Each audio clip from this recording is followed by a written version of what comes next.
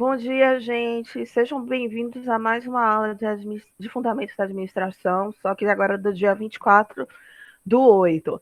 Eu passei rapidinho lá no Moodle, vi que vocês já começaram a fazer o glossário, vocês ainda têm 2 semanas para poder finalizá-lo. Alguém tem alguma dúvida em relação ao glossário? Quem está chegando hoje, por exemplo? Professora, no glossário é obrigado a botar imagem também? Não, não é obrigado nem a botar imagem nem filme. É obrigado a você só citar a palavra e dizer de onde tirou e Ah, comentar. certo. Eu tenho uma outra dúvida. É, eu coloquei, né? Eu fiz o meu e coloquei a referência embaixo já. Só que eu vi que outras pessoas colocavam, tipo, o nome da palavra e colocava a referência já do lado. Tem alguma. Tanto faz. Não, Ah, a ordem dos fatores não vai interferir o cálculo. entendi. Tranquilo. Valeu, professor. Ô, Nada. professora, também uma dúvida aqui. Eu coloquei a referência completa. Pode ser também ou tem que ser só simplificada? Pode ser também. Importante é que você coloque. Certo. E o que vocês Obrigado. acharam do glossário? Acharam interessante, útil? Foi bom. Pelo menos já fica Útil, lá, útil. né, o material para vocês estudarem. Prof, eu tenho uma dúvida. Diga. Um comentário. Quando a gente vai comentar na postagem do nosso colega do glossário, tem que ser um comentário de acordo com o livro ou é um comentário com as nossas palavras? Qual é a palavra de vocês? Aí você fica à vontade. Você nem tudo que o colega colocar, você pode concordar. Você também pode discordar. Apesar dele ter colocado a parte do livro, entende? Uhum. Pode concordar ou discordar. O comentário é seu. A opinião é sua. Tá bom. Alguém mais? Eu de novo. Como eu fiquei na dúvida se era obrigado a não botar imagem, eu fiz mais umas 3 palavras e botei imagem. Aí eu fiz mais de 5 palavras. Afeta alguma coisa? Que bom que você fez mais palavras, né? Mas assim, vai ser computado só mesmo a quantidade de palavras que está lá. Se você fez a mais, que bom, você pecou a mais, não vai se prejudicar nem nada, tá bom? Viu? Valeu, professor. Alguém mais tem alguma pergunta?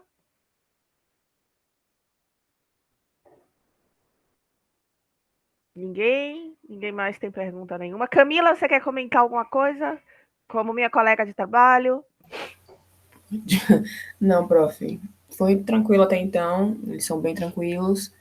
E eu conferi, eu até fiz uma lista ontem dos alunos. Eu não tenho a lista dos discentes, né, dos matriculados, mas eu peguei com referência os e-mails que você mandou esse link da aula, e aí fui procurar no Ava Moodle os alunos que o nome completo e se eles tinham de fato se inscrito no Ava e conferi que tinha, por exemplo, tinha um aluno que ele estava matriculado, mas ele não tinha nem entrado. Não vou falar o nome, enfim, não tem que expor ninguém.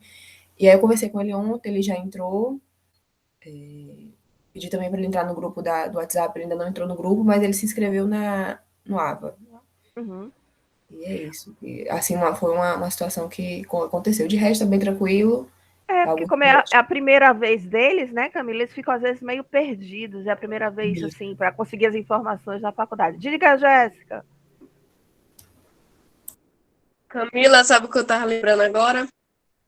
Quando você falou se tinha alguma Diana, eu lembrei que tá errado, tá com o nome de Diana, que é minha tia. Ah, então você não entrou como Jéssica, você entrou como Diana, é isso? Porque na minha inscrição tava sem celular e eu coloquei o e-mail da minha tia quando eu fazia a prova. Aí, quando me inscrevi, eu troquei o e-mail e coloquei o meu. Só que aí eles colocaram o meu e-mail errado, colocou o e-mail que eu fiz a prova e não o meu e-mail original. Mas seu nome no AVA tá certo, Jéssica? Porque se estiver errado, como é que eu vou te dar as notas? Tá certo. Só o e-mail mesmo de lá da faculdade que tá errado. Entendi. Mas pelo menos comigo você não vai ter dificuldade, vai conseguir assistir as aulas normalmente. O negócio é com outros professores, não é isso, Camila, que acontece? O negócio foi porque o link dessa aula, quando você mandou para os alunos, é o e-mail dos alunos. E aí eu peguei esses e-mails, fiz uma lista e fui no Ava procurar o nome correspondente ao e-mail. Menina, quando eu cheguei nesse e-mail dessa moça, quem disse que eu achava? Eu não achava, falei com Jéssica, que eu já tinha conversado com ela, que ela foi muito solícita também. Perguntei para os alunos, para 2, eu acho. E aí ela falou, não conheço nenhuma Diana, isso eu não sabia, enfim, procurou, e agora que ela lembrou que foi o e-mail da tia, mas não tem problema não nesse caso, ela só precisa realmente entrar em contato com o colegiado, solicitar mudança, porque eles fazem a comunicação por esse e-mail também, né? E Isso, e aí, ela Eu já pode ficar solicitei. fora, com né, do que certeza, acontece dentro da Solicitei. universidade. isso. Mas por enquanto eu não sei se tem problema. Ela teria que solicitar essa alteração, né, para que não perca nada, enfim. É isso. Eu já solicitei, só tô esperando eles mudar. Aí eu tô falando logo com os professores para ir tocando. Ok. Quem é a central de informações? Porque quando eu for realizar a chamada, eu acho que deve ter entrado logado com outro nome, para não dar pepino.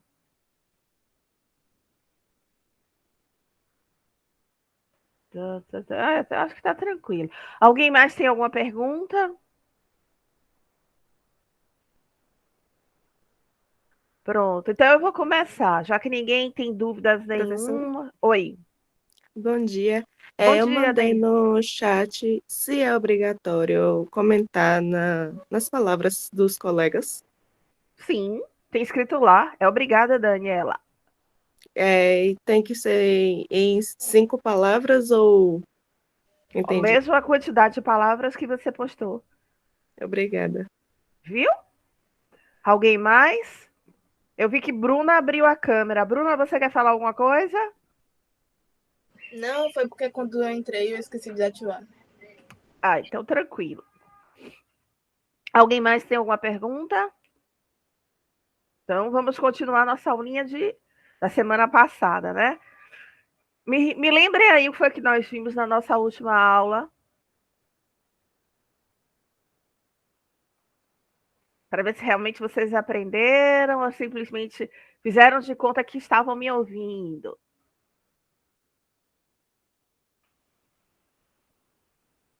A gente trabalhou a origem da administração, comentou sobre as pirâmides, a Revolução Industrial, a cidade de Atenas, tudo mais. Que bom, Ícaro. Você lembra de tudo. Eu também falei o que mais, o que significa a palavra administrador, não falei? Falou, prof. A de junto, AD, Isso. e ministrando, ministração, a prestação de serviço. Vocês chegaram a pegar meu resumozinho que está lá na internet para acompanhar a aula hoje? Ou não? Que eu disse a vocês, olhe, vão lá no AVA, no meu site, tem um resumo que eu fiz já da aula até o final do semestre. Alguém foi lá e pegou? Deixa eu... Eu dei uma olhada. Pronto. Porque quem quiser já ir, porque as aulas, de qualquer forma, ficam gravadas. Mas se vocês já quiserem pegar o resumo, já ajuda a acompanhar a aula e fazer as anotações. Só como sugestão. Deixa eu ir aqui no AVA. Deixa eu compartilhar com vocês. Antes de eu começar a aula de hoje, só lembrá-los. Aqui tem um livro que abre para o conhecimento no AVA. Aqui tem meu drive, vocês já vão direto, que vai direto para o meu site. E aqui tem esquema de aulas. Quem quiser acompanhar por aqui, fique à vontade. Eu acho que ajuda, porque aí o que eu for falando, claro que no slide está mais bonitinho, mas é um resumo de todas as aulas. A origem da administração foi a aula passada, tá vendo? Tá tudo em tópico aqui. E hoje nós começaremos teoria científica. Como é tudo organizadinho, a partir dos teóricos. Então, o resumo ele já ajuda. Eu falei da primeira revolução, da segunda, os recursos, e hoje a gente vai começar aqui, ó, a administração científica. E aí, eu vou começar a falar daqui. Para quem quiser, isso aqui já ajuda a vocês já estudarem, porque já está tudo bonitinho organizado, certo? Só para vocês saberem, relembrar. Os livros também estão aqui para vocês poderem buscar, né? E poderem estudar. Dúvidas? Diante disso, sem dúvidas, vamos seguir em frente. Deixa eu beber uma aguinha. Camila, tem alguma coisa a falar que eu esqueci, assim, para lembrar ele sobre o material, alguma coisa? Não, tô plena. Vamos lá, então. Se quiser complementar qualquer coisa, Camila, fica à vontade, viu? Tá bom, prof. Obrigada. Vamos lá. Oi, grupo. Esse aqui é o Avatar da Pro. Lembrando que eu também ministro aula no Instituto Federal, né? E sou professora aqui da UNEB do campus 1 de Salvador, do curso de ADM. O pessoal de contábeis quer que eu vá dar aula para eles, Camila. Vai não, prof. Eles disseram que gostariam que eu desse aula. Vamos lá, então. Bem, a teoria científica, o nome é teoria científica ou teoria dos tempos em movimentos, porque na realidade ela faz estudos de procedimentos e utiliza esses estudos de procedimentos dentro da empresa, desde que seja útil e diminua os custos do empresário e aumente o lucro. Na última aula, eu falei duas palavrinhas, aí eu quero que vocês me lembrem. Que surgiu essa primeira palavrinha aqui na teoria científica, eficiência. Qual a diferença entre eficiência e eficácia?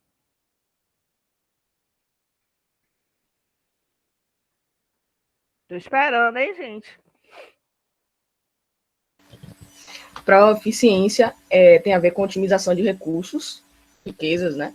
E a eficácia tem a ver com alcance de metas. Perfeito. Então, diante disso aí que você falou, eu posso dizer que a palavra eficiência, como técnica dentro da área de administração, começou a ser vista aqui na teoria científica, aonde especificamente, já que ela fazia estudos, por isso o nome científica, para transformar os processos empresariais em algo prático. Então, tinha que fazer experiências para poder diminuir e otimizar, visto que nessa época as oficinas estavam se transformando em indústria, estava tudo totalmente desorganizado. Então, o objetivo principal disso era organizar as oficinas para fazer um bom planejamento. Então, a teoria científica foi uma das primeiras a trabalhar com eficiência. Quero deixar bem claro para vocês que nesse momento aí não se falava eficácia nem efetividade, somente eficiência. O pai dessa teoria foi Frederick Winslow Taylor, que todo mundo chama mais de Taylor, né? Ele nasceu nos Estados Unidos e ele foi conhecido assim como o pai da administração. Ele propôs métodos científicos, por isso o nome da teoria é teoria científica, porque ele propôs métodos científicos para poder serem gerenciados dentro da empresa de forma eficiente. Então, eficiência é uma palavra importante dentro dessa teoria, porque a proporção que eu for ministrando aula, eu vou dizer a vocês as principais características. Frederick Winslow Taylor, ele, na realidade, ele foi criado numa família muito rígida, radical e protestante. O que eles chamam de doutrina Quakers. E é dentro da própria família, para vocês verem como é que as coisas surgem, viu, galerinha? Tinha disciplina, tinha hierarquia na forma como o pai e a mãe conversavam com ele. Isso ajudou ele também dentro dos conhecimentos. Ele era, tipo assim, um filho rebelde, que queria ir de encontro a essa forma disciplinar que a família mantinha, associando isso à religião. Mesmo assim, apesar dele ir contra, a pessoa termina internalizando isso, né? Dentro do seu crescimento familiar e colocando isso dentro da sua casa. Ele só foi, na realidade, se formar em engenharia depois, pelo Instituto de Tecnologia da Jersey. Apesar da família dele ser super engajada. Para vocês terem ideia, gente, A família dele tinha muito dinheiro na época. E ele já tinha uma bolsa para estudar em Harvard, para fazer direito. Entretanto, como eu disse para vocês, que apesar dele vir de uma família tradicional, uma família com princípios religiosos, protestantes no caso, alto, ele era rebelde, compulsivo. E disse para os pais assim: não vou fazer direito para ser advogado. Apesar de já ter uma bolsa. E nos Estados Unidos, a família ajuda a universidade, financeiramente a vida toda. Então, aquelas famílias que já ajudam a universidade, já dão dinheiro, os filhos já têm garantido o estudo. E ele disse que não ia fazer direito, bateu o pé firme. Não vou, não faço e não estudo. Então, ele saiu de casa, porque a família achou que ele não queria fazer nada na vida. Foi trabalhar como operário em fábricas, mas eu quero deixar bem claro. Apesar dele trabalhar de operário dentro dessa fábrica aqui, ele era uma pessoa bem estudada, tinha grandes conhecimentos, conhecia o mundo, e isso ajudou ele dentro dessa empresa. Então, ele, como operário, rápido se tornou capataz, que é aquela pessoa que supervisiona os outros operários, depois chefe de oficina, e depois foi que ele se tornou engenheiro. Nesse período aqui, que ele foi operário e chefe de oficina, que começou a organizar todos os procedimentos da oficina e começou a escrever até livro, mudando os procedimentos e fabricando de forma bem rápida, isso tudo não é porque ele era rebelde. A rebeldia ajudou ele, mas a rebeldia também ajuda aqueles que têm conhecimento e sabem colocar em prática, se diferenciando dos outros. Então, conhecimento, ele é poder, gente. Quem tem conhecimento tem muito poder de mudar tudo.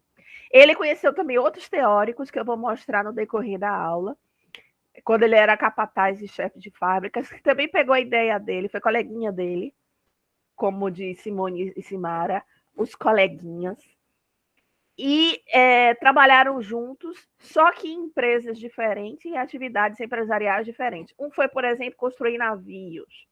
O outro, por exemplo, foi para a área de construção civil. Mas eu vou falar desses coleguinhas, como disse Simone e Simara, mais à frente, né?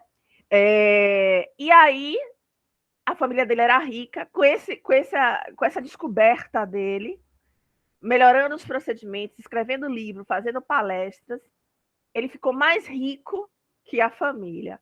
Entenderam? Alguém tem alguma pergunta até aí?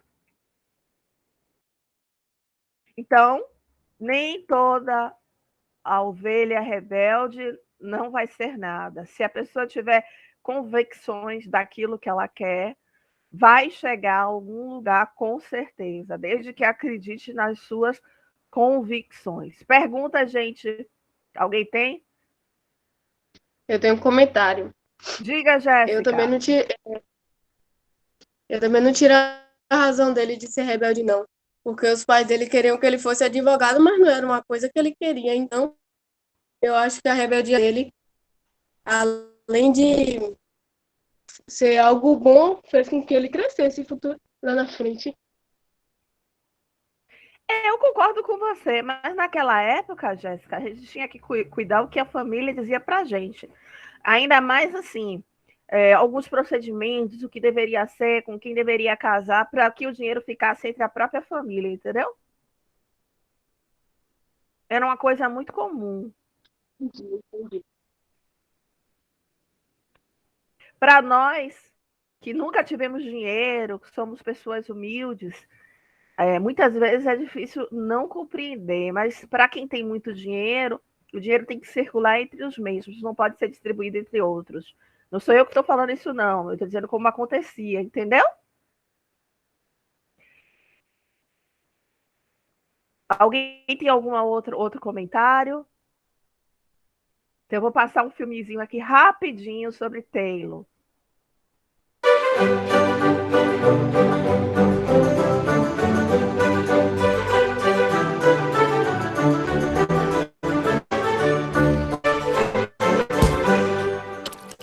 Considerado o pai da administração científica, Taylor foi engenheiro mecânico e um dos maiores pensadores da administração. De maneira inédita, ele propunha a utilização de métodos científicos cartesianos na gestão de empresas. Frederick Taylor nasceu em 1856 na Filadélfia, Estados Unidos. Começou sua carreira como operário industrial e teve rápida ascensão, tornando-se chefe de equipe, supervisor, diretor de pesquisa e, por fim, engenheiro-chefe. A principal preocupação de Taylor era eliminar o desperdício e aumentar a eficiência por meio da sistematização do trabalho. A sua teoria caracteriza-se pela ênfase nas tarefas, objetivando o aumento da eficiência ao nível operacional. É considerado uma das vertentes na perspectiva administrativa clássica.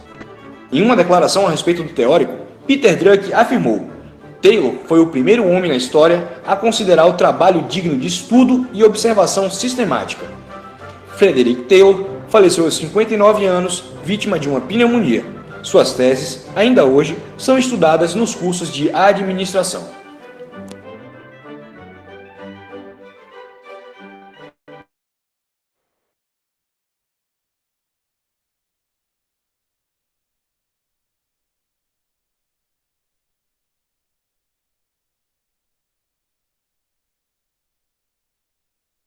Quem vê a história de Taylor falando que ele subiu de operário, capataz, etc e tal, acha que ele veio de famílias humildes. Mas não foi isso que aconteceu. Ele conhecia muita gente de dinheiro. Ele frequentava altas rodas da sociedade da época. Então, assim, o fato de conhecer pessoas também ajuda o administrador. O fato de você estar no lugar certo, na hora certa, negociando com as pessoas, também ajuda o administrador. Então, assim, não se iludam achando, por exemplo, que, como você viu ali o filme do CFA, bem rápido, mostrando que Taylor subiu rápido na vida, que ele era uma pessoa humilde, que aí não teve oportunidade, mas graças à força de vontade dele, ele conseguiu subir de forma rápida. Não é bem assim. É isso que eu estou tentando mostrar para vocês.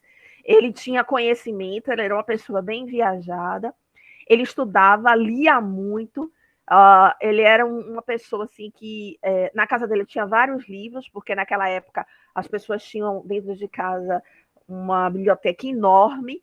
Ele leu muito, né? Então, assim, não é do nada que ele surgiu. Tá bom, deixa eu já botar o link aqui do filme. Mas todos os filmes estão lá no Moodle, viu? Não sei se você já chegou a ver, mas está lá no Moodle. Bem, alguém tem alguma pergunta a mais? Antes de eu continuar? Sim, antes de eu continuar, eu já até esquecendo. Deixa eu abrir. Vamos ver o que vocês aprenderam hoje na nossa aulinha, de forma interativa. Vou botar aqui o link também. Vocês entram no Mente, não é de mentir, é o Mente mesmo, www.mente.com. Tem esse código aí, vocês entram com o código. Deixa eu abrir o Mente também, que eu não abri. E aí, até o final da aula, vocês podem ir colocando as palavras que vocês, 3 palavrinhas que vocês aprenderam hoje dentro da nossa disciplina. Deixa eu compartilhar aqui com vocês a tela. Esse aqui é o Mente, ó, gente. Quando vocês chegarem, tá vendo? Aqui é o Mente, usa o código, que é esse código que eu botei para vocês. E aí vocês vão digitar lá 3 palavrinhas, a gente vai fazer uma nuvem de palavras para a gente comentar no final. Não está carregando? Veja agora. Peraí, deixa eu tentar agora. Porque às vezes eu não carreguei, mas eu acho que eu carreguei. Deixa eu ver. Vou voltar aqui. Eu botei... Veja agora aí se está carregando.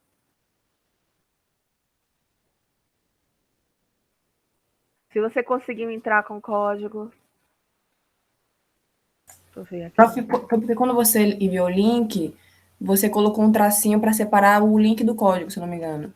E aí o tracinho foi pro link, entendeu? Mas Camila enviou o link do Mente normal. Obrigada, Camila. É por causa do tracinho, né? Aí vocês colocam esse código que a professora colocou aqui. Pronto. Obrigada, Camila. Nada. Tranquilo? Posso continuar, então? Então, vamos lá. Deixa eu voltar aqui para Frederick Taylor. Deixa eu ver aqui. Pronto. Então, esse é o rápido histórico da vida dele. Aqui é ele mais jovem, obviamente. Então, Frederick Taylor, na realidade, ele nasceu nos Estados Unidos, como eu falei, ele dava ênfase na tarefa e ênfase também na produção. Esse trabalho cooperativo aqui, gente, não é um trabalho que uma pessoa ajuda a outra. Então, ele foi o primeiro a criar essa linha de produção. Antes de explicar essas características, eu vou passar um filme bem antigo, é melhor. Vou pegar esse filme aqui, onde é que está esse link? Porque dentro desse filme é mais fácil mostrar. Onde foi que eu botei o link? Eu abri esse filme nesse instante. Aqui é o antigo. Das teorias.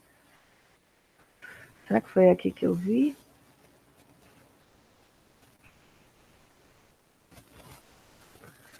Fundamentos. Esse aqui.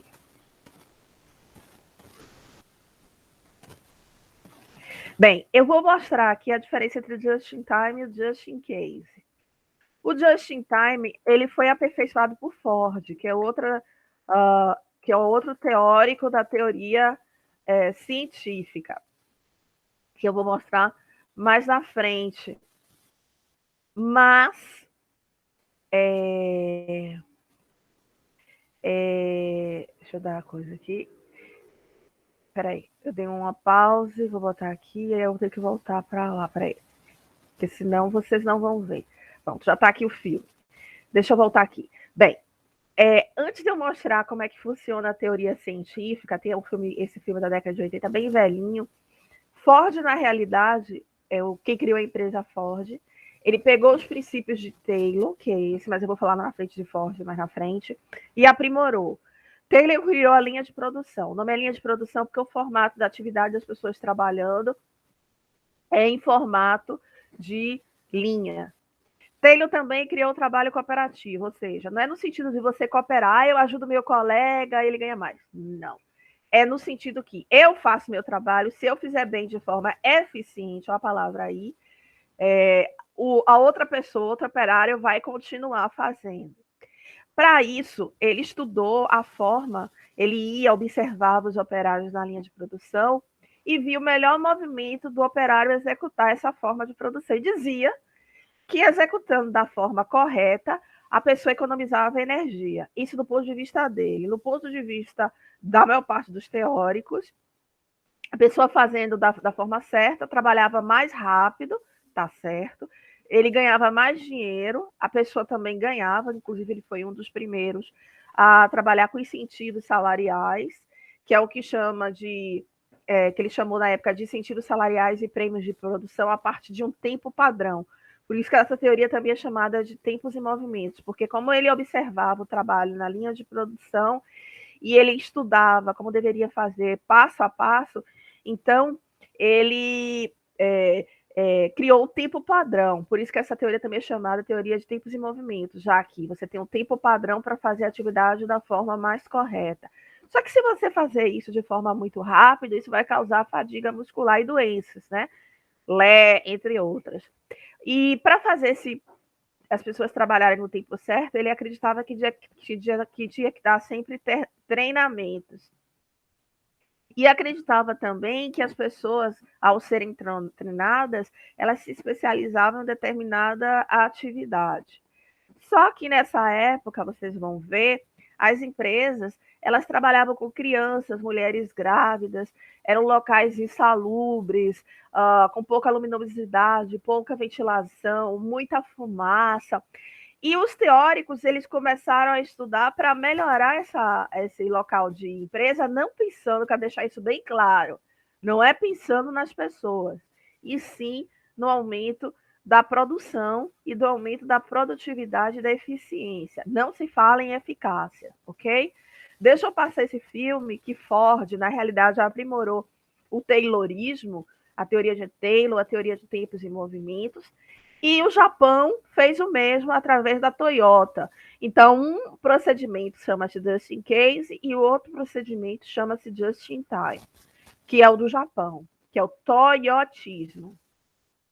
Deixa eu colocar aqui no filme e vocês vão ver um momento. Então, o Just in Case é Ford e o Japão aprimorou o Just in Case no toyotismo, que é o Just in Time. Deixa eu ver aqui.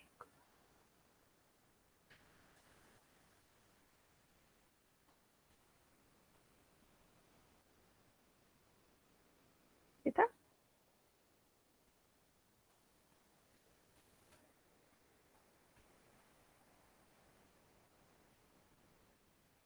Oxi, agora foi.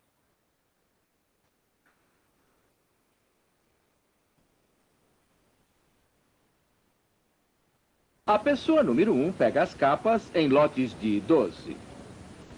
Depois cola uma etiqueta na capa e a passa para a pessoa ao lado. Essa segunda Veja pessoa que cada carimba o pessoa é título na etiqueta e especialista em uma passa área, tá para um vendo? colega. Em linha.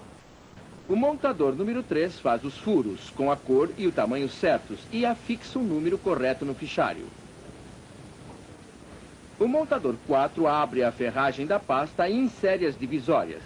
Observe que A cada um seguir, tem a fecha sua a divisão unidade. de trabalho e tem estoque na linha. A última pessoa na linha embrulha as pastas e as coloca em caixas, prontas.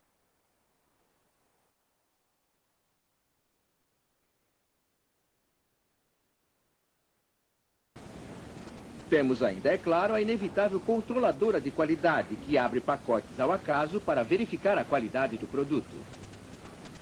Adiante falaremos mais sobre essa pessoa. Além desses empregados, temos um auxiliar de almoxarifado que transporta os materiais de um lado para o outro. Atrás dele fica um amplo depósito necessário para guardar esse estoque adicional. Todo esse grupo é controlado pelo encarregado do almoxarifado, que através de um computador registra cada unidade de material que circula pela fábrica. Nada entra. Uma das primeiras coisas que vemos é a grande quantidade de material que parece acumular em torno da linha de montagem. A montadora número 2 parece estar adiantada em relação ao colega número 3, e por isso empilha mais pastas do que poderão ser usadas de imediato. O montador número 4 parece estar rejeitando o grande número de divisórias e pegando folhas substitutas.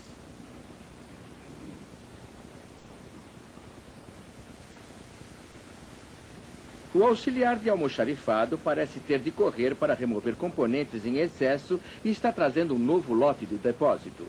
Todas essas viagens, é claro, têm de ser registradas no computador. Percebemos ainda que nossa controladora de qualidade está lançando um bocado de pastas prontas no recipiente de rejeitos.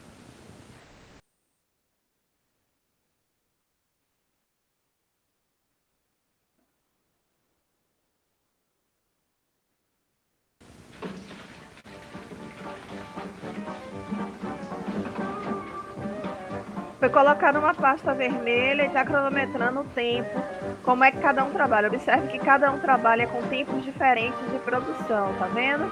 Isso gera estoques durante todo o processo. E uma maior quantidade de erros também nos produtos, porque as pessoas só querem fazer seu trabalho.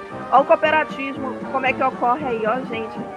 O que importa é eu fazer meu trabalho e passar à frente. Não importa se eu estou fazendo de forma correta, com grande quantidade de erros ou não.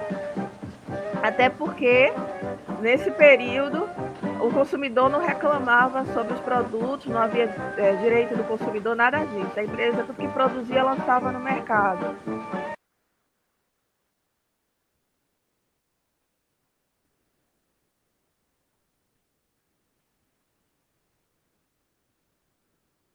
Então, vejam que cada um tem um tempo diferente, ó, a linha ocorrendo, tá vendo? Por isso que a linha chamada é linha de produção.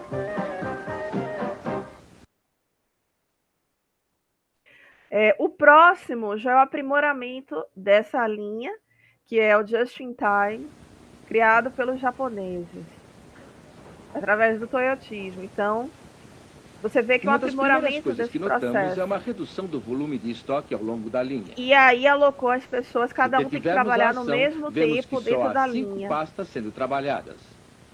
Vamos verificar a duração de nosso ciclo inserindo uma pasta vermelha e acompanhando seu percurso. Nesse caso aí, diferente do Fordismo e do Taylorismo, é que você observa, as pessoas vão fazendo um serviço de cada vez dentro da linha, e aí elas checam se tem algum erro, se identifica, ela já faz as correções necessárias, não passa adiante e não forma estoque durante o processo produtivo.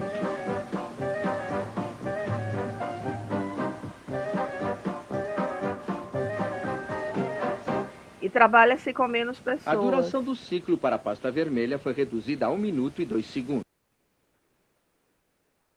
Ok? Então, deixa eu desligar isso aqui. Foi apenas para vocês terem uma noção. Comentários? Ô, professora, então esse just in time visaria mais a eficácia, não o aprimoramento, né? Trazer um produto final de maior qualidade, não é isso? Quando você pensa nos princípios da qualidade, just in time, sim. Ele pensa mais, ele já entra na teoria neoclássica, a gente vai ver lá na frente. Ele pensa mais na eficácia, sim, porque aí os consumidores também, eles já estavam mais, como é que eu posso explicar para vocês, deixa eu interromper aqui, eles já estavam mais exigentes, porque no período que Ford começou, os consumidores não eram tão exigentes assim. Então, tudo que a empresa produzia, jogava no mercado e não havia grandes concorrentes. Então, as empresas estavam começando a crescer, então não havia uma concorrência grande. Mas quando Taylor criou, o foco era eficiência.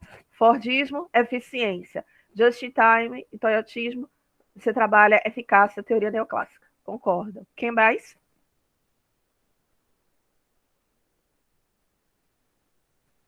Ninguém? Vocês conseguiram ver a linha, todo mundo trabalhando direitinho, com tempos bem cronometrados? Isso é importante dentro desse padrão. Tranquilo, gente? Então, vamos lá. Então, o que eu quis mostrar para vocês, não sei se eu consegui mostrar, é que as tarefas são bem desenvolvidas, né, dentro desse padrão. Existem trabalhos buscando sempre assim uma alta produtividade. O trabalho cooperativo, vocês viram ali que é no sentido de um ajudar o outro. Eu tenho que fazer minha tarefa para que o outro faça a tarefa, porque se eu fizer errado, o outro também não vai ganhar incentivos salariais aqui, ó, e prêmios. Então o outro ficava, quem estava antes do processo, ficava, trabalha rápido. Imagina isso na cabeça de uma pessoa. Além de trabalhar com relógio, trabalha rápido, porque senão eu não vou ganhar o meu incentivo de produção. Então, ele foi o primeiro a dizer assim, se você trabalhar mais, você vai ganhar mais, né? O operário, ele tinha que cumprir umas normas e uma ficha com os movimentos certos, que era estudado, no caso, pelo supervisor, que fazia a supervisão. Como ele fazia aquilo de forma constante, ele se tornava especialista naquilo, né? Tinha que ter treinamentos constantes para poder melhorar. O foco era na tarefa, por fazer aquela tarefa de forma corrente. A pessoa tinha fadigas. Os estudos não foram para melhorar o espaço nem o local de trabalho, mas sim para melhorar a produtividade. Como não tinha grande concorrência na época, via-se a empresa como sistema fechado, então tudo o que a empresa fazia era o que estava correto, porque os consumidores não reclamavam, não tinham grande concorrência, então tudo era focado na empresa. E tem essa palavra aqui, ó, gente, homos econômicos. Taylor acreditava que a pessoa e o operário em si eram pessoas preguiçosas, que não gostavam de trabalhar, e que só trabalhavam para ter uma quantidade mínima de dinheiro necessária para poder sobreviver. Então, só estava ali para ter essa quantidade de dinheiro. Por isso que precisavam ser controladas, fiscalizadas o tempo todo.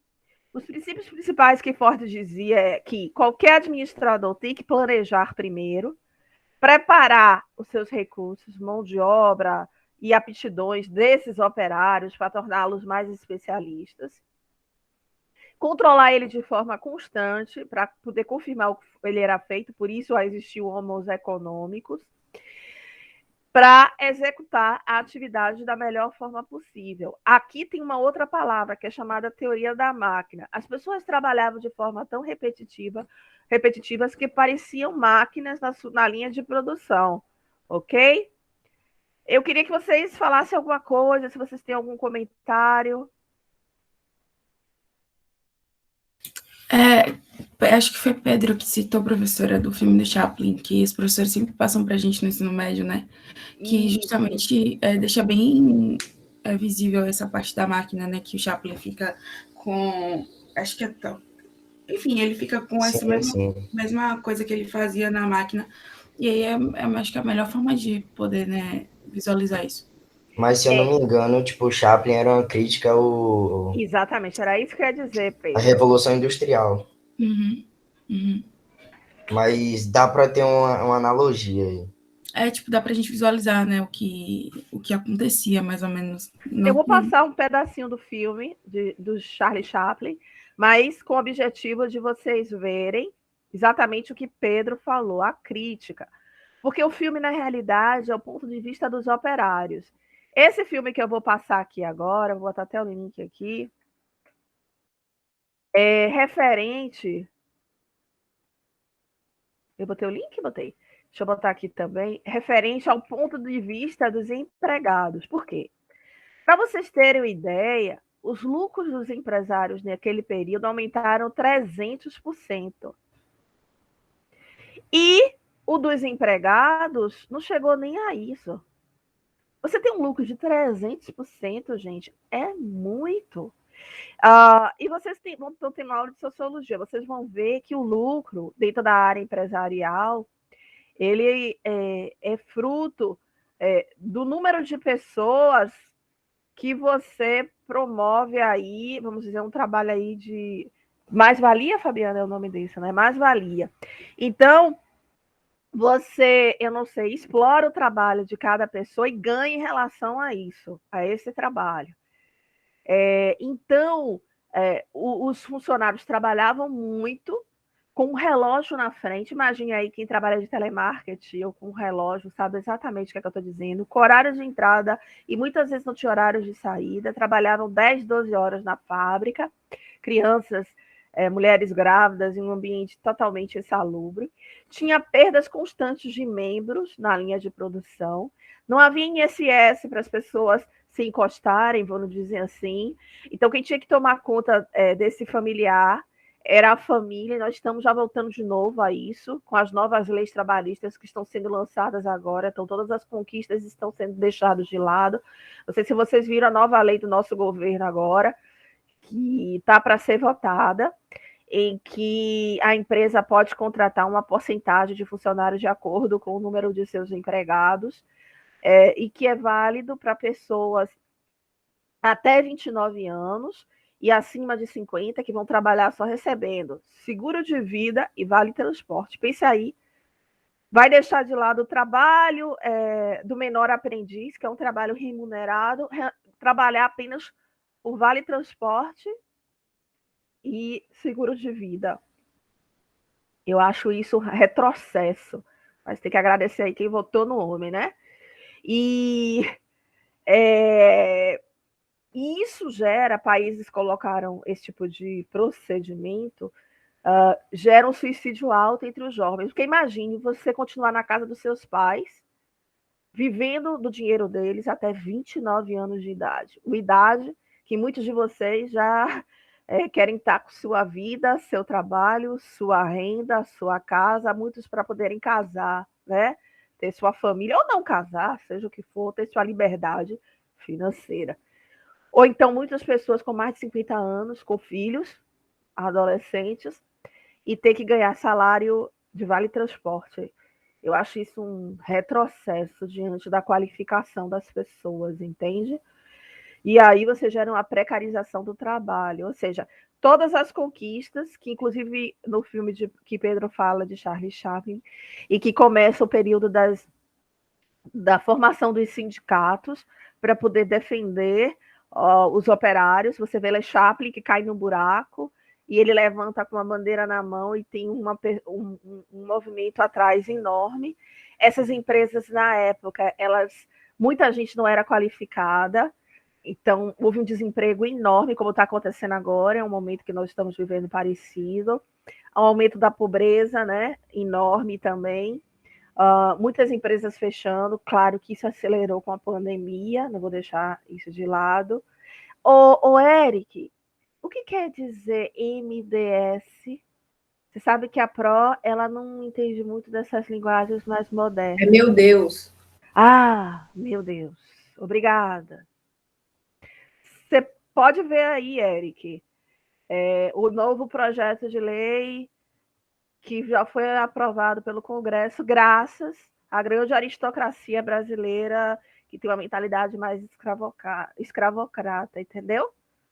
E que apoia o atual governo. Eu não sou de esquerda, não, gente, mas eu acho que as pessoas elas devem ter visão até para melhorar suas vidas lá na frente. E isso manter o sistema mais rígido. Ele acredita que fazendo isso, as pessoas vão ter experiência para poder ir para o mercado de trabalho. No caso das pessoas mais jovens, é o ponto de vista deles que eu discordo. E as pessoas mais velhas, uma forma de serem alocadas no mercado para depois serem contratadas na empresa. Então, elas podem ficar nesse tipo de trabalho durante até 2 anos, trabalhando 30 horas por dia, 30 horas na semana. Entende? Porque eles também alegam que o trabalho não vai ser todos os dias. Mas são pontos de vista que eu não aceito. Tipo, voltando aqui para a teoria científica, que na época Taylor disse, não, eu estou fazendo, porque os funcionários estavam tendo perdas de membro, trabalhando de forma muito rápida, etc. e tal. E ele disse o seguinte, não, a teoria científica, o nome científico, é uma forma dos funcionários trabalharem da forma certa. Se eles estão trabalhando da forma certa, eles estão economizando energia. Gente, vocês concordam com isso? Economizando energia? Se você está trabalhando da forma certa, você está economizando energia. Se você tem um relógio que você ganha por produtividade, você está economizando energia, você está fazendo da forma certa, movimentos repetitivos, você nunca vai economizar energia. Você vai estar o quê? Trabalhando de uma forma muito mais o quê? Rápida, chegando a fadigas musculares. Isso você não economiza energia. Você leva seu sistema fisiológico ao máximo possível. Mas ele dizia que não, que os operários eles estavam enganados. Alguém tem algum comentário antes de passar ao próximo filme? E não também fazer meu mente. Diga, Jéssica. E também quando a pessoa faz muitas atividades repetitivas, chega a causar alguma lesão, alguma coisa assim no braço ou na perna, alguma coisa assim que eles fazem sempre o tempo todo. Eu bem sei disso. Exatamente isso. Não só fisicamente, Jéssica, psicologicamente também. Professora. Diga, Geisa. Isso que a senhora falou, do ponto de vista científico, né? Como a senhora tinha falado no início da aula, eles estavam mais preocupados com eficiência com relação ao que pode gerar lucros para a instituição. Então, quando eles falam, acredito que isso economiza energia, eu acho que foi um eufemismo para poder dizer que vai economizar o tempo da empresa, né? Porque quanto menos tempo você gastar para executar uma atividade, para eles mais lucro, né? Você vai produzir mais. Ele foi chamado também no Congresso americano porque os operários estavam deprimidos, tristes, sem perspectivas de trabalho, entre outras coisas mais. Não é muito diferente do que nós estamos vivenciando hoje. É o que a senhora falou, retrocesso. É uma recapitulação do passado. Então, devido à opressão das camadas populares, você sabe que político, quando sofre opressão, ele pensa na eleição, né? Então, Taylor foi chamado pelo Congresso para poder relatar um pouco sobre a teoria científica, e aí ele fez essas declarações. Eu vou passar o filme e vocês vão ver isso. Alguém tem algum outro comentário? Prof. Diga, Adni.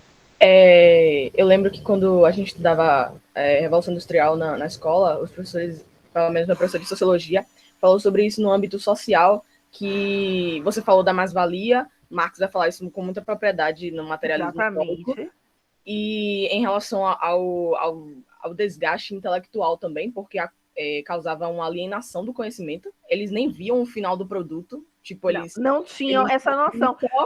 Você viu, Adne, a linha de produção que eu passei para você. Você acha que o operário estava fazendo só aquilo? Você viu quantos erros tinham na linha, quantos estoques? Ele não tinha noção de todo o processo, diferente da outra, que cada um fazia uma de cada vez, entende? E aí você tem a noção do processo. Pode continuar. Eles não tinham, não faziam questão da especialização, isso só vai ser lá na frente, porque basicamente faziam aquilo ali que foi mandado fazer, e eles faziam aquilo ali e não viam, exatamente. Era um padrão e não viam nem o fim do produto, então eles nem sabiam exatamente o que ia resultar aquilo ali, eles faziam só aquela partezinha ali que lhe cabia. Então é uma grande alienação do conhecimento, né? Não tinha incentivo à especialização. E algumas empresas ainda continuam com isso, viu, Adne? Até hoje. Muitas empresas, as pessoas trabalham e continuam alienadas. Repetindo padrões. Você tem algum comentário mais, Adne? Não, prof. Eu não estou focando muito na área sociologia, mas às vezes eu dou uma pitadinha ali na área social, não sei se vocês perceberam, porque vocês têm uma disciplina chamada sociologia no primeiro semestre. Então, eu acredito que a professora ela vai trabalhar isso. E o meu foco aqui é mais a parte empresarial, para que vocês tenham essa visão de empresário e de funcionário, entende? Cabe a cada um ver aí o que é que vai fazer da sua vida quando for empresário. Você vai ter uma visão mais taylorista ou vai associar essa visão com outras, uma visão mais humana, uma harmonia entre isso. Compreende o que eu estou falando? Cabe uma coisa clássica, né, Pro? Uma coisa meio clássica. Porque o meu objetivo aqui é mostrar as teorias, a evolução desse processo entre as teorias, tanto é que na última aula eu falei que tem abordagem, lembram disso? Escola e teoria, quer dizer, abordagem, teoria e escola. E eu estou trabalhando agora a teoria, que são os principais teóricos da abordagem científica. Aí depois eu vou falar da abordagem científica, da abordagem clássica, científica não, da abordagem clássica, que entra aí a teoria científica e a teoria clássica, que a abordagem ela é maior que a teoria. E cada teoria dessa tem uma escola que cada teórico trabalha. Então, Taylor, pela própria formação dele, totalmente mais autoritária, autocrática, de família protestante e tal, ele levou isso também para as empresas que ele gerenciava. Tranquilo? Posso passar o filme agora? Pode sim. Vamos lá. E aqui a gente está para discutir, viu? O professor não é dono do conhecimento, não. Vou voltar aqui o filme um pouquinho. Deixa eu desligar um pouco meu coisa, porque minha internet não tá boa, meu vídeo. Então, ficando os dois juntos, fica complicado.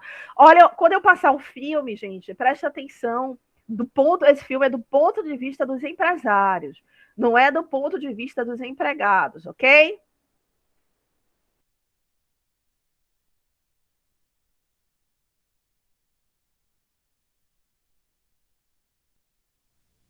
Taylor afirma que seu plano acabará com as greves.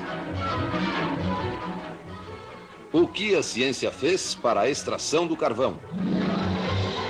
A administração científica é a aplicação do bom senso. Denunciado o plano científico. O trabalho científico é combatido. Ei, o que você acha desse tal de Taylor? Um explorador de trabalhadores, ele não passa disso. Os chefes gostam dele, mas trabalho por menos salário.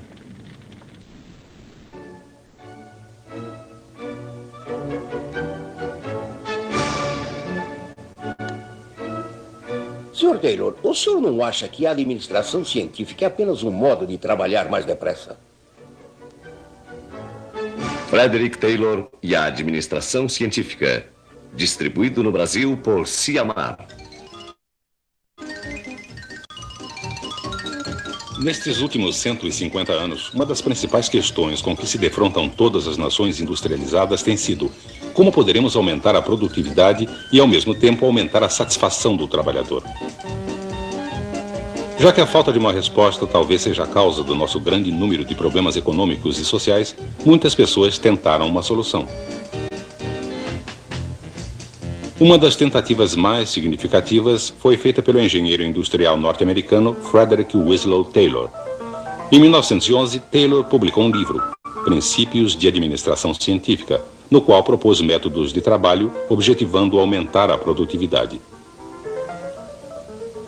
Ele também afirmava que a administração científica, como denominou seu método, resultaria em menos esforço físico e, portanto, maior satisfação do operário.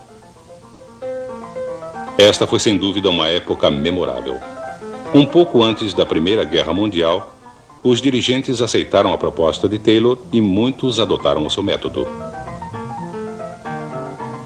No entanto, os trabalhadores tiveram uma reação diferente.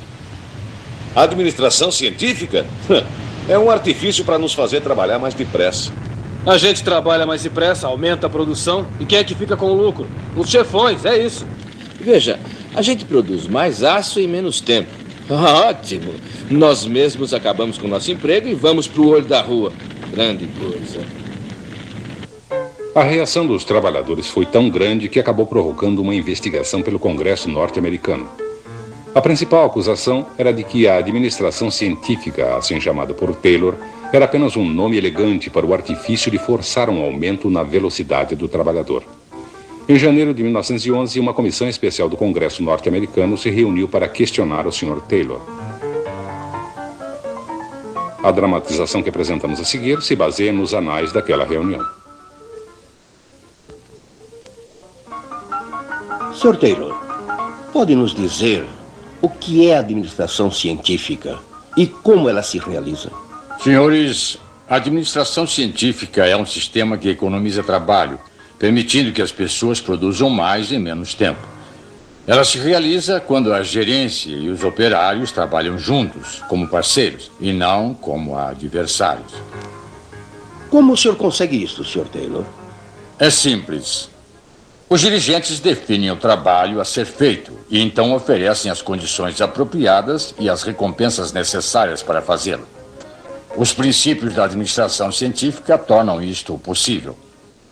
E quais são esses princípios, Sr. Taylor? Os princípios da administração científica são os seguintes. Primeiro, isolando... Deixa eu fazer um rápido comentáriozinho sobre esse desenho. Vocês observam aí que tem cada recurso em cada parte, onde tem bem clara a divisão de trabalho. O trabalhador, ele não pode tirar a mão dessa linha, porque a ficha especifica isso. Então, ele tem que fazer o movimento certo. Então, ele pega cada item desse, sem levantar muito a mão, e coloca para sacar, eu acho, o material aqui dentro. E tem um relógio que ele está trabalhando. Vejam também, durante esse documentário, as fotos em que os trabalhadores trabalham, redundância, né? Vejam que são ambientes difíceis, escuros, e vejam que até o próprio Congresso ele não tem força diante do poder dessas corporações que estavam crescendo no período. Para vocês terem ideia, as empresas elas cresceram de uma forma tão rápida que aí começou a surgir mesmo o segundo setor intervindo dentro do governo e dentro das atividades. Nesse momento, o governo deixou de começar de fazer algumas atividades que somente eles faziam, e essas empresas começaram a atuar, principalmente a partir da década de 30, em atividades que só antes o governo fazia. E aí passou, por isso que se chamou de segundo setor. Vejam também, como a Adni falou, a crise que estava no período, os trabalhadores muitos passando fome, passando necessidade, pobreza alta, e isso estava causando uma convulsão social, ok? Então, esse desenho ele é bem importante para mostrar as divisões do trabalho que cada um. Então, ele fazia a atividade dele sem muitas vezes saber para que estava fazendo e passava à frente. Mas Taylor chamava isso de trabalho cooperativo.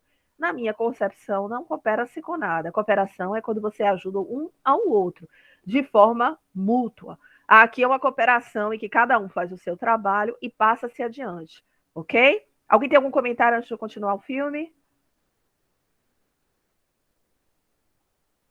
Não?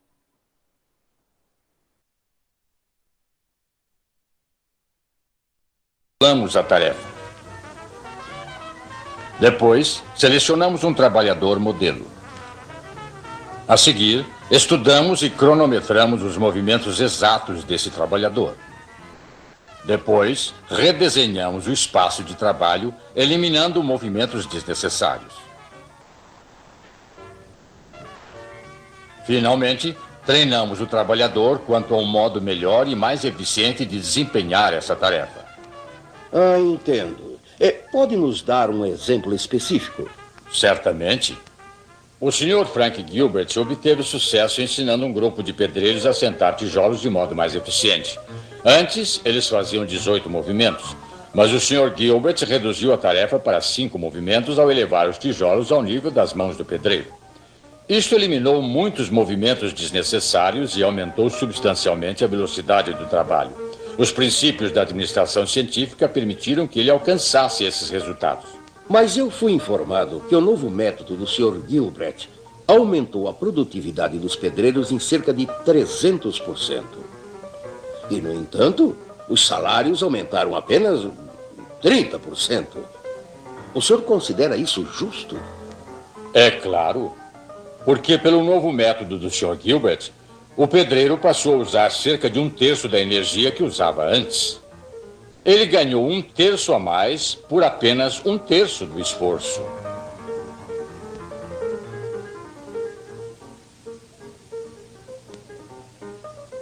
Mas, Sr. Taylor, não é verdade que quando qualquer melhoramento de método é introduzido, muitos operários são dispensados da empresa, pelo menos temporariamente? Sim, isto é verdade. Mas o número total de empregados numa indústria nunca ficou menor na administração científica do que antes da sua introdução. Não obstante, o senhor não concorda que a administração científica basicamente consiste em forçar o operário a trabalhar mais depressa? Não, de forma nenhuma. Somente se pede que cada trabalhador, dentro do seu ritmo normal e adequado, faça movimentos eficientes em vez de movimentos ineficazes. Existe um modo certo de fazer um trabalho e um modo errado de fazê-lo. O modo certo significa aumento na produção, custos mais baixos, salários mais altos e maiores lucros. Logo, o senhor afirma que a administração científica é equitativa tanto para os operários como para os dirigentes? Sim, é claro. Certamente não haverá administração científica até que ambas as partes estejam satisfeitas. Os dirigentes com o aumento da produtividade e os operários com um salário maior por menos trabalho. Sr. Taylor, devemos acreditar que... Esta era a essência da administração científica. Fazer com que dirigentes e trabalhadores agissem em conjunto para criar o máximo possível de produtos para benefício mútuo. Um livro recente de administração diz que a maior preocupação de Taylor era com o aumento da eficiência da produção, com o objetivo de reduzir os custos, aumentar os lucros e também possibilitar um aumento dos salários através da maior produtividade. Será que Taylor foi sincero? Ou será que estava promovendo a detestável e desumana ideia de trabalhar mais depressa? Embora a comissão do Congresso norte-americano não tivesse encontrado provas do que os opositores de Taylor afirmavam, a controvérsia quanto a Frederick Taylor e sua administração científica nunca foi resolvida plenamente. Por que a compreensão da administração científica de Taylor é tão importante para os gerentes de hoje? Porque a questão que ele levantou, aumentar a produtividade e ao mesmo tempo aumentar a satisfação do trabalhador, é ainda um de nossos principais desafios.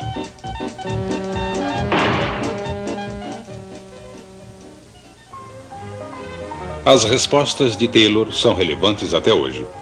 As soluções que ele propôs foram: primeiro, análise do cargo e treinamento, com ênfase especial no retreinamento, particularmente na indústria pesada. Segundo, proporcionar recompensas apropriadas, tais como o pagamento de incentivos e participação nos lucros. E por último, aumentar o grau de cooperação entre a direção e o empregado, introduzir círculos de qualidade, por exemplo. Será que Taylor foi sincero? A pergunta é um tanto acadêmica. Embora seja verdade que os estudos de tempo e movimento que ele introduziu foram muitas vezes usados abusivamente pelos dirigentes, os seus conceitos, na verdade, são básicos para a produção eficiente e para o uso crescente de robótica em nossos dias. Mais importante que os aspectos tecnológicos da proposta de Taylor está o fato de que o gerente de hoje pode se beneficiar de sua persistência em manter um relacionamento altamente cooperativo entre o operário e a direção. Afinal, é da qualidade desse relacionamento que depende a produtividade da organização.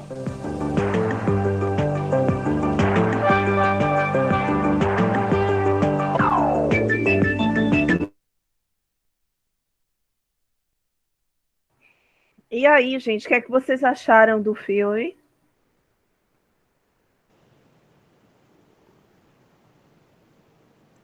Eu concordo com o narrador, que eu acho que Taylor realmente não estava falando a verdade. Porque ele acreditava que as pessoas eram movidas a dinheiro, né? Então, ele achava que quando a pessoa não fizesse o trabalho rapidamente, terminasse de fazer tudo em um dia só, a pessoa não merecia ser pago e tudo mais. Então, eu acho que o narrador estava certo em duvidar dele, né? Mas, de qualquer forma, a gente tem que parabenizá-lo, porque ele foi a primeira pessoa a dar prêmios de incentivos diante da produção. E o que você chama hoje nas empresas de PL no final do ano, né? Então, se você trabalha bem, você tem prêmios, entende? Então, isso é uma característica importante dele. Apesar, né, de tudo isso que você falou, Jéssica, entende? Entendi. Alguém Porque mais? geralmente existem coisas ruins que no final sempre tem alguma coisa boa, a gente sempre leva alguma coisa boa daquilo, né? Em parte, né? Alguém mais tem algum comentário? Professora? Diga, Leandro. Queira ou não, né? Apesar da nova proposta dele ser um novo método de exploração, só fez somar para as demais indústrias e a técnica dele vem sendo usada até hoje, né? Claro que com o advento de outras técnicas, vem melhorando essa capacidade de trabalho, né? Mas, de qualquer forma, contribuiu sim para a produtividade. E para o que a gente tem hoje, até na própria área da robótica, né? Porque a robótica nada mais é, você viu ali que ele substituía de forma constante os trabalhadores, os operários, toda vez que ele encontrava um método, vamos dizer assim, que ele considerava mais eficiente e que aumentava a produtividade. Hoje, a qualquer momento, hoje as inovações estão cada vez mais rápidas. Há 10 anos atrás, a gente tinha inovações a cada 10 anos, tinham empresas específicas de fazer inovação. Hoje a inovação ela pode ser feita na porta assim, do nosso quintal. Qualquer pessoa pode inovar e montar a sua ideia. Hoje a inovação ela está sendo feita no período de meses. O que demora mais é a parte de registro mesmo. Não estou falando do Brasil, mas estou falando do resto do mundo. Então, quando a gente vê a ideia de Taylor, ela continua predominante até os dias atuais, entende?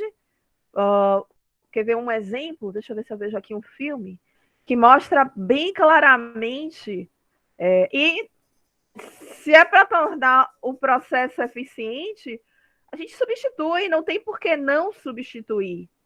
Deixa eu ver aqui, eu estou vendo um filme. Eu não sei se é esse ou outro. Momento que eu tô procurando aqui, viu, gente?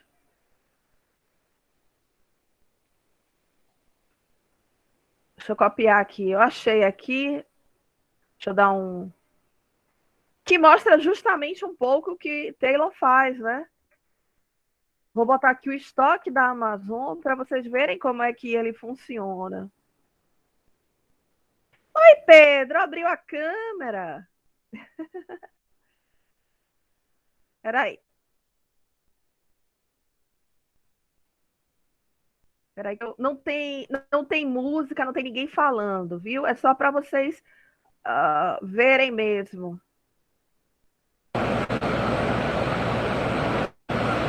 Vocês estão vendo, gente? Sim ou não? Falei, tá funcionando. Mesmo aqui, você tem uma robótica bem forte, ó a linha de Taylor, ó como os robôs trabalham em linha, tá vendo? Isso antes era feito por pessoas, o nosso correio ainda trabalha de uma forma muito atrasada. Cada prateleira dessa tem os produtos para poder ser impressionados. da empresa da Amazônia, robôs Lego, separam, tem uma outra pessoa trabalhando. Você vê aqui a codificação de produtos, tá vendo? 1A, 2A, em cada linha para poder fazer a entrega. Cada robô trabalha em linha com divisões de trabalho bem específicas. Então, isso tem tudo a ver com o que o Taylor planejou e que queria substituir, e que tem a ver com o filme também de Charlie Chaplin, quando você vê lá o pessoal apertando os parafusos, tentando substituir na época, né? O filme é bem moderno nesse sentido, a pessoa por máquina, para que o homem continuasse trabalhando, e na hora do almoço não parasse, comesse, e as máquinas continuam aqui, ó. Tem pessoas que fazem a separação e jogam de uma forma bem rápida após a divisão de cada produto. É uma logística enorme aí, com pessoas trabalhando, mas quem trabalha a maior parte das vezes são as máquinas. Entende? Então tem pessoas trabalhando, mas é bem raro. Você vê o braço robótico aqui carregando, antigamente carrega os caminhões dentro dessa logística interna também pessoas, você vê que o processo praticamente ele é todo feito de forma em linha, utilizando máquinas. Você vê que é tudo em linha, tá vendo? Toda a parte de logística, e é uma ideia que Taylor tem trabalhado desde de 1915, antes da guerra, junto com outros teóricos. Você vê que a separação e o uso de pessoas é muito raro. Um ou outro produto que às vezes foge do processo da linha de produção, que é incorporado, que aí não tem tanto a ver assim com o Taylorismo, mas mais a ver com o Fordismo e também, que eu vou mostrar mais à frente, com o Toyotismo. Vocês conheciam esse processo todo da Amazon? Tinham ideia de como funcionava, sim ou não?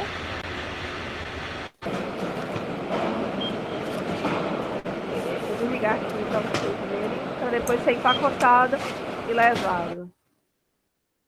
Então, o Taylorismo, ele faz parte. Alguém tem algum comentário? Ô, professora, aqui, Gabriel. Gabriel. Em relação a Taylor, assim, ele foi operário, não é isso? Você acha que quando ele chegou no Congresso, assim, ele trouxe... É isso. Porque, querendo ou não, ele foi dessa classe. Você acha que ele tinha convicção mesmo daquilo, dos argumentos que ele estava trazendo, concordava com aquilo que estava trazendo, ou falava aquilo só para omitir a exploração que ele fazia dos funcionários?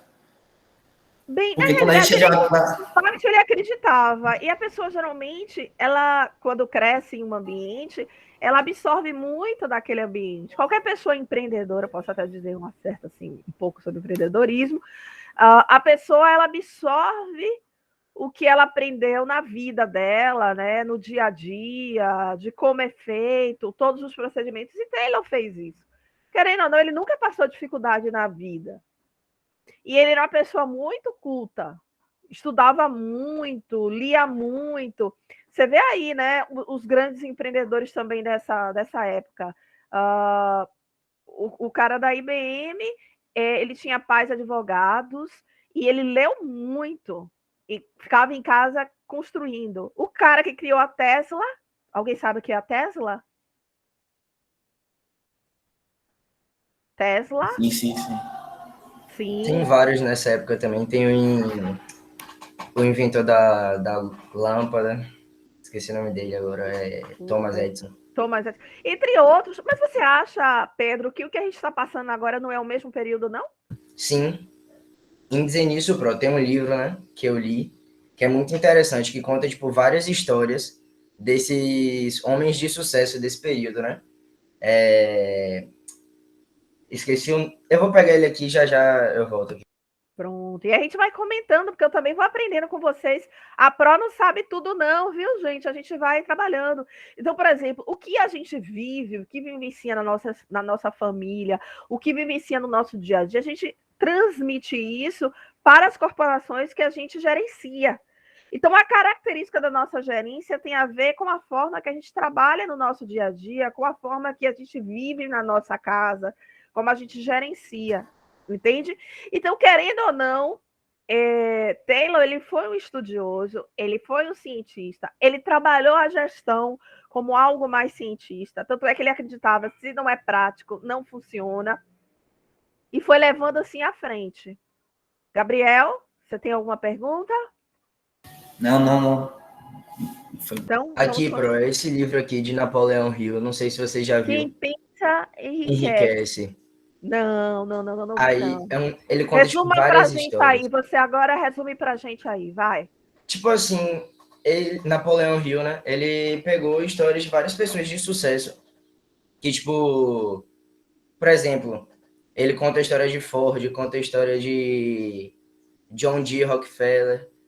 Conta as histórias de sucesso e como eles alcançaram esse sucesso, sabe? Uhum. E, tipo, fala muito sobre isso, sobre cada pessoa e a história dela. Tipo, de Taylor, entendeu?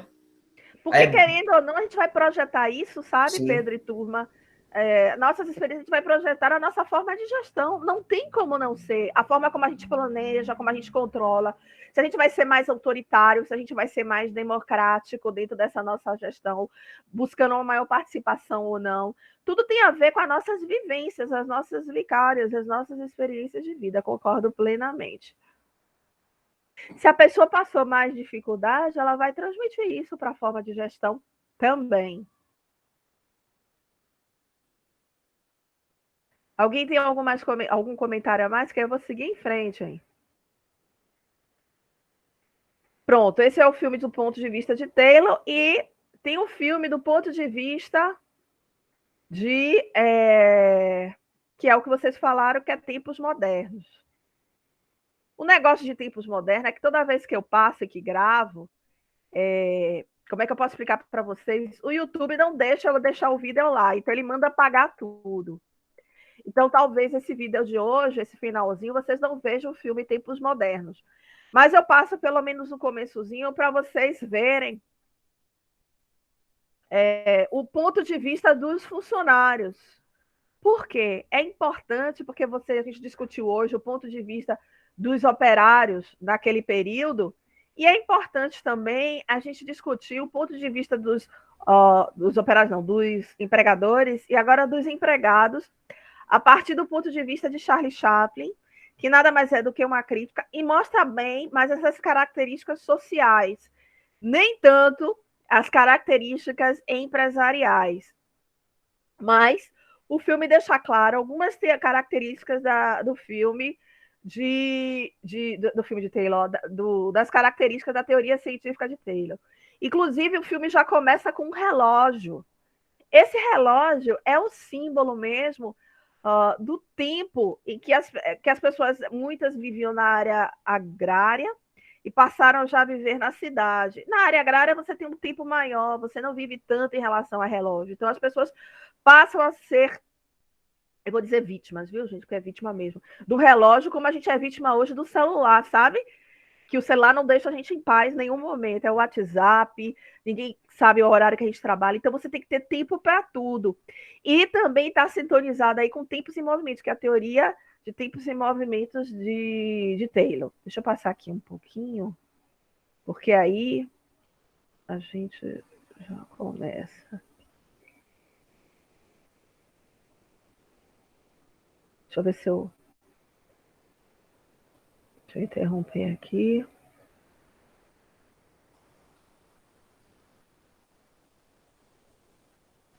Eu não posso não passar esse filme, porque é obrigação.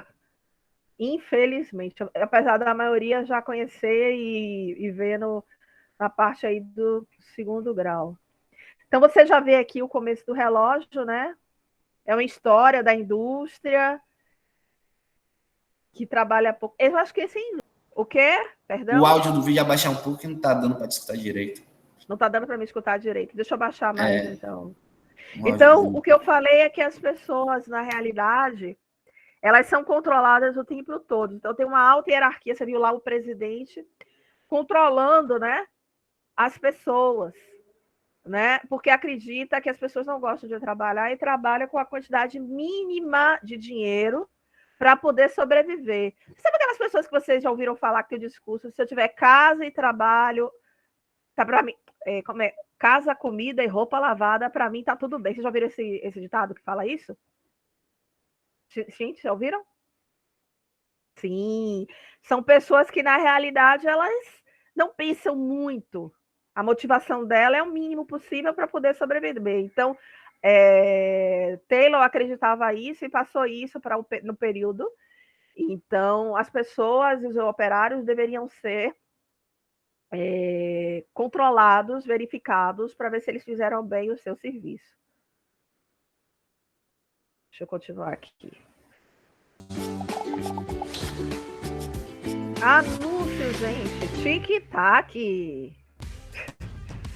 Pular. Eu quero pular. Já vi o tic-tac, já vi o Dove.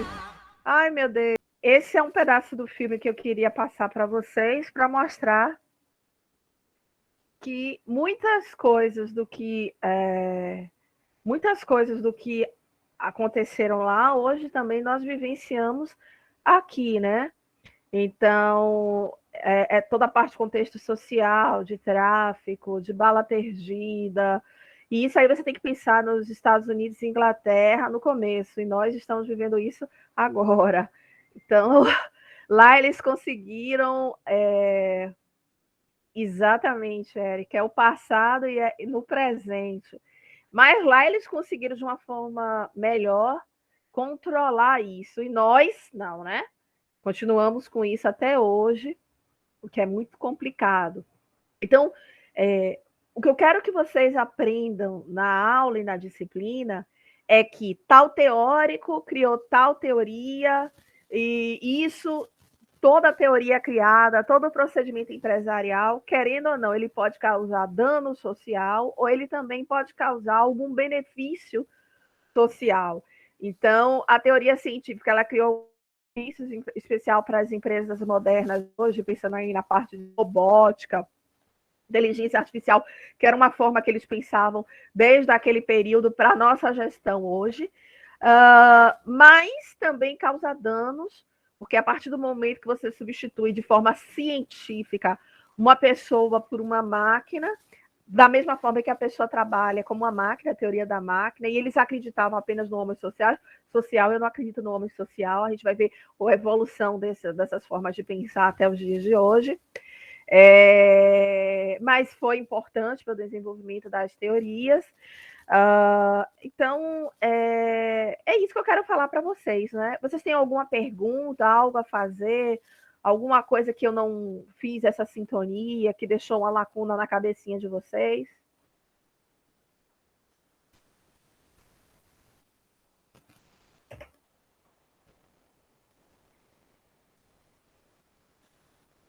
Esse silêncio quer dizer sim? Ou esse silêncio quer dizer não? Pelo menos da minha parte, não ficou dúvida nenhuma, Pro. Muito pelo contrário. Tranquilo? Muito claro. Se eu estiver falando muito rápido, é porque a professora fala rápida de vez em quando, né?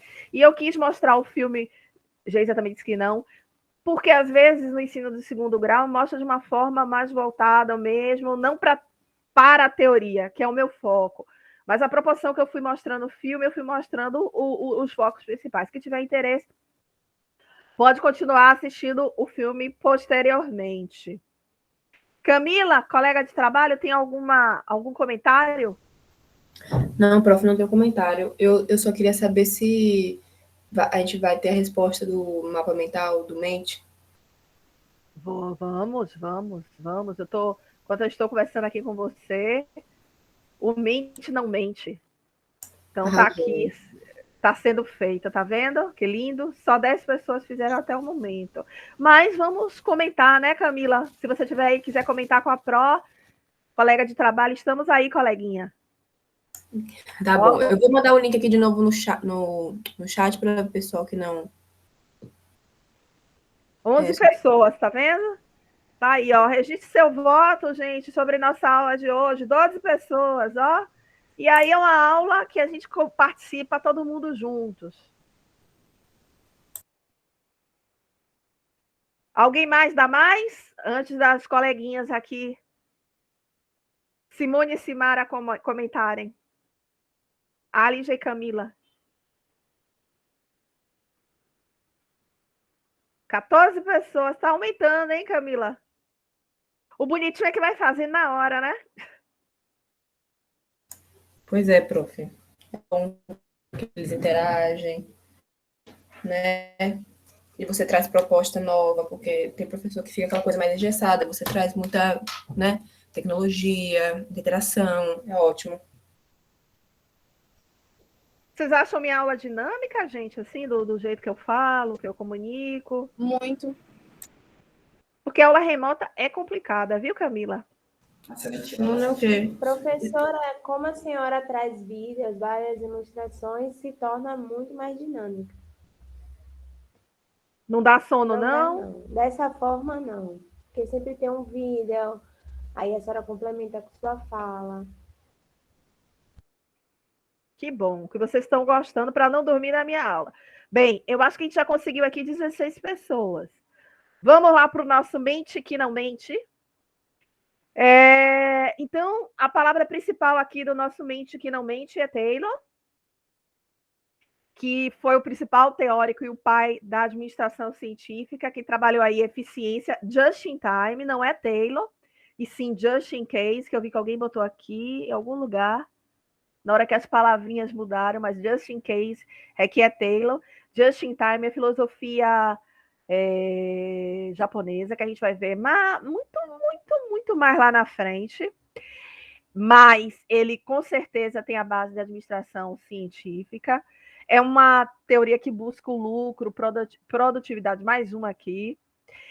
Produtividade, aqui, ó, just in case, tá vendo? Trabalha com linha de produção, homos econômicos. Trabalhei a questão do relacionamento cooperativo e na divisão dos trabalhos de forma muito sistêmica, né? Esse cooperativismo não é o cooperativismo como a gente conhece, gente, de um ajudando o outro, mas o cooperativismo dentro da linha de produção. Antes não tinha tanta concorrência na empresa, a concorrência estava começando a surgir. A gente tem que focar nas teorias. Então, eu quero que vocês aprendam todas as teorias, né? Para que vocês possam identificar as características das principais teorias e possamos, assim, trabalhar. Alguém tem alguma pergunta? Deixa eu aqui interromper. Não. Não? Eu não sei se hoje... Camila, você tem algum comentário? Não. Tranquilo? Não. Tranquilo.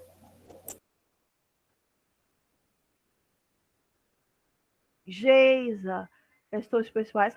Nessa pandemia tá difícil mesmo. Todo mundo tem questões pessoais para resolver, né? Tem a questão da pandemia, tem a questão também de emprego, empregabilidade de todo mundo. Todo mundo já fez o que eu disse que era para fazer, procurar estágio o mais rápido possível, procurar emprego, já vão buscando, primeiro dia, hein? Deixa eu ver aqui se o registro vai. Vejo aí colocando presente para ver se vai presente, porque esse meu registro está me deixando doida.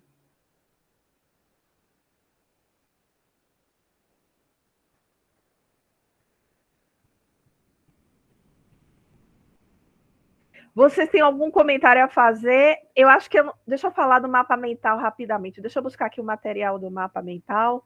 Eu já tinha esquecido disso, viu, Camila? Foi bom você ter me lembrado. Inclusive, prof, tiveram alunos que no grupo falaram sobre o mapa mental, né? Alguns tiveram dúvida. Enfim, eu expliquei que primeiro a gente ia devagar, né, para não causar ansiedade, nervosismo, que você tinha passado primeiramente o glossário, que era para eles focarem no glossário direitinho, e que depois, né, quando você pedisse o mapa mental, a gente focaria nele também.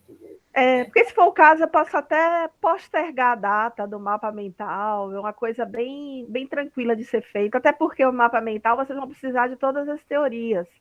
E eu ainda não ministrei todas as teorias. Eu acho que hoje não vai dar tempo de eu falar do mapa mental, mas eu vou querer que vocês façam o mapa mental com todas as teorias. Se for o caso, eu posso falar do mapa mental depois, quando eu chegar assim, mais ou menos na metade e tudo. Deixa eu ver, deixa eu só dar uma rápida, uma breve... Não vou aperfeiçoar tanto o mapa mental, não. Mas eu vou mostrar aqui rapidamente. para quem quiser fazenda, para fazer de todas as teorias que a gente for dando no curso para ajudar a fazer o trabalho no final lá. Então, o mapa mental, na realidade, vocês podem fazer através desse programa aqui, do GoCork. O mapa mental nada mais é do que um esquema que você coloca a palavra principal e vai puxando com várias coisas diferentes.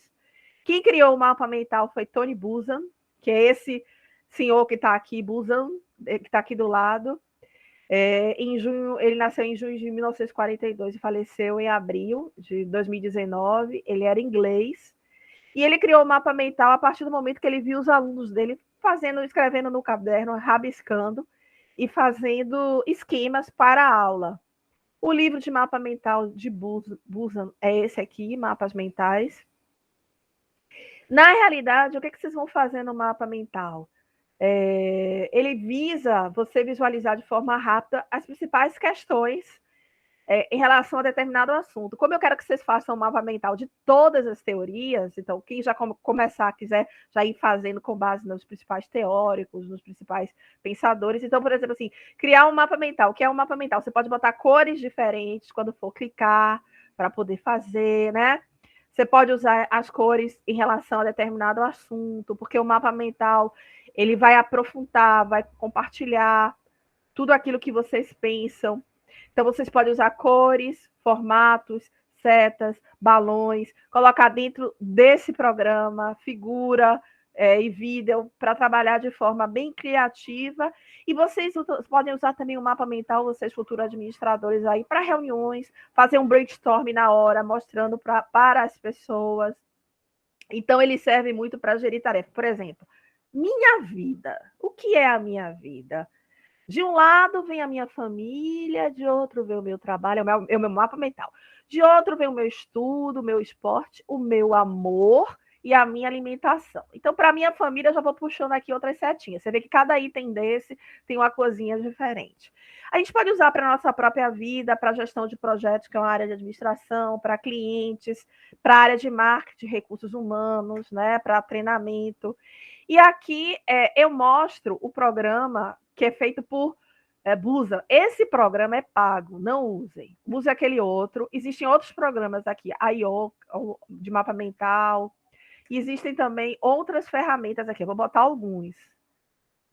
Vou botar aí no chat. Espera aí, que assim com o slide não dá, não. Espera aí. Espera aí que eu vou... Aqui tem alguns. Eu vou botar no chat.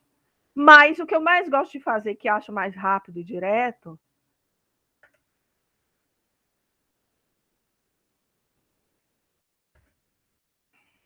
Aqui tem alguns programas que vocês podem usar para fazer um mapa mental. Vou voltar aqui. Mas o que eu gosto mais é esse aqui, o GoCork, que para vocês fazerem é bem simples, gente. Vocês entram nele, vai aqui, registra de forma gratuita. Tudo que eu faço é gratuito, tá bom?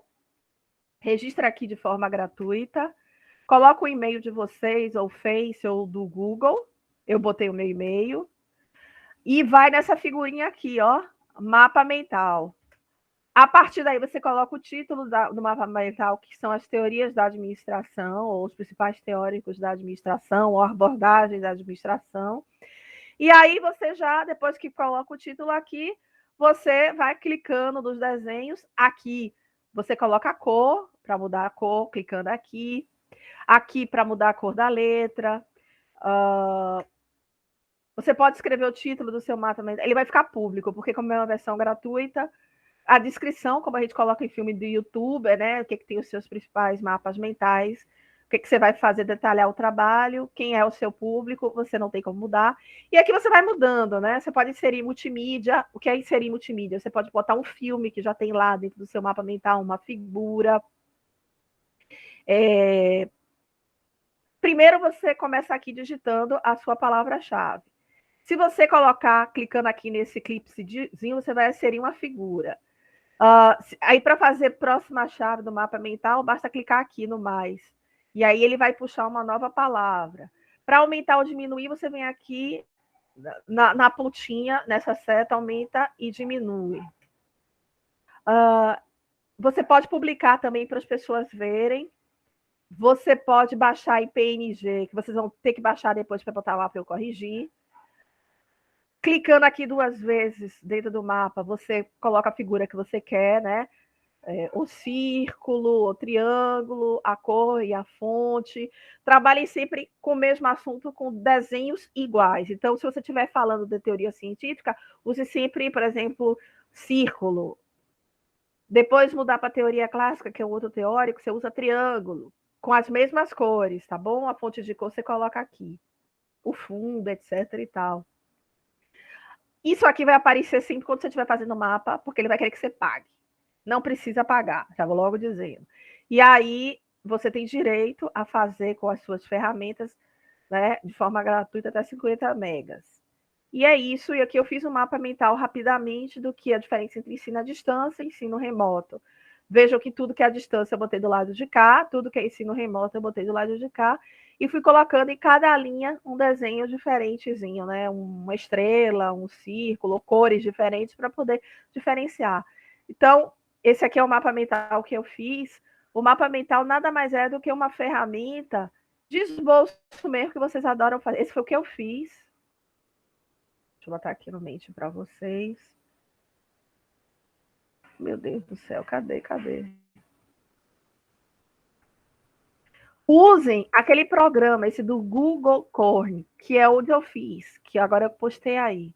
Deixa eu interromper aqui a aula. Interromper.